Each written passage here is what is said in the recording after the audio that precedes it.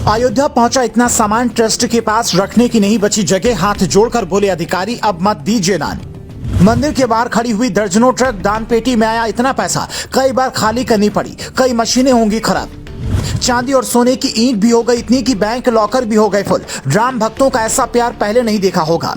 ये तस्वीर अयोध्या धाम की है। सामान रखने के लिए जो स्टोर रूम या फिर गोदाम राम जन्मभूमि तीर्थ क्षेत्र ट्रस्ट ने बनवाया है वो पूरा का पूरा भरा हुआ है। आप देख सकते हैं आटे की बोरियां एक के ऊपर एक कैसे छत को छूती हुई रखी हुई हैं। बगल में तेल के डिब्बे, आटा, चीनी और बहुत सारा सामान रखा हुआ है और इसके बाहर दर्जनों ट्रक लाइन लगाकर खड़ी हैं कि कब हमारा सामान उतरे, पर अंदर जगह ही नहीं बची है। भक्तों ने दान दिया है।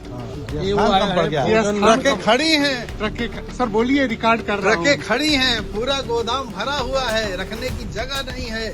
50 ट्रक सब्जी, तेल, घी, चीनी, मसाले सब पूरा जो है सर हम लोग, मैं समझता हूं सर कि इस जीवन में इससे बड़ा सौभाग्य नहीं हो सकता। तीर्थ क्षेत्र 40 भंडारा चला रहा है, बाकी अन्य भक्त लोग चला ही रहे हैं, लेकिन जो सामग्री पूरे देश से आ रहा है राम भक्तों की, उसके द्वारा जो है गोदाम में रखने की जगह नहीं है, बाहर ट्रकों पर खड़ा हुआ है। सर मैं केवल एक बार ऐसे घुमा रहा हूँ कैमरे को, कि बड़ा ही अद्भुत लग रहा है। हालत ये हो गई है कि ट्रस्ट के लोग अब हाथ जोड़कर विनती करने वाले हैं कि अब दान मत दीजिए। 40 भंडारा खुद ट्रस्ट रोजाना चला रहा है, बावजूद उसके सामान खत्म नहीं हो पा रहा है। अब आप समझ सकते हैं कि राम भक्तों का ये प्यार कितना अद्भुत है। हालांकि ये हाल सिर्फ राशन का नहीं है, ये दूसरी तस्वीर राम मंदिर में बनी दान पेटी की है। देखिए कैसे दोनों हाथों से दान पेटी से पैसे निकाले जा रहे हैं। लोग टोकरियों में भर भर कर रख रहे हैं, फिर उनकी गिनती होगी, पर पहली नजर में देख कर ही लगता है कि जो भी आ रहा है भरपूर चढ़ावा चढ़ाकर जा रहा है। ये दान पेटी इतनी भर जा रही है कि दिन में 2 बार इसे खाली करना पड़ रहा है। आने वाले दिनों में दान पेटी की संख्या भी मंदिर में बढ़ानी पड़ सकती है। दान पेटी के अलावा ट्रस्ट का बैंक लॉकर भी पूरी तरह से फुल है। जब राम मंदिर बनना शुरू भी नहीं हुआ था, सिर्फ फैसला आए कुछ ही महीने हुए थे, तभी ये जानकारी सामने आई थी कि लोगों ने इतनी चांदी की ईंटें दान कर दी हैं कि बैंक लॉकर में रखने की जगह तक नहीं बची है। 400 किलो से ज्यादा चांदी की ईंटें मिलने के बाद ट्रस्ट ने कह दिया था कि अब प्लीज चांदी की ईंटें मत भेजिए, जब जरूरत होगी हम अपील जारी करेंगे। सोने की ईंट दान करने वालों की भी संख्या कम नहीं है। आपने वो तस्वीर देखी होगी कि कैसे सोने की चरण पादुका लेकर एक भक्त रामपथ की यात्रा करता हुआ 8000 किलोमीटर की दूरी तय कर अयोध्या पहुंचा।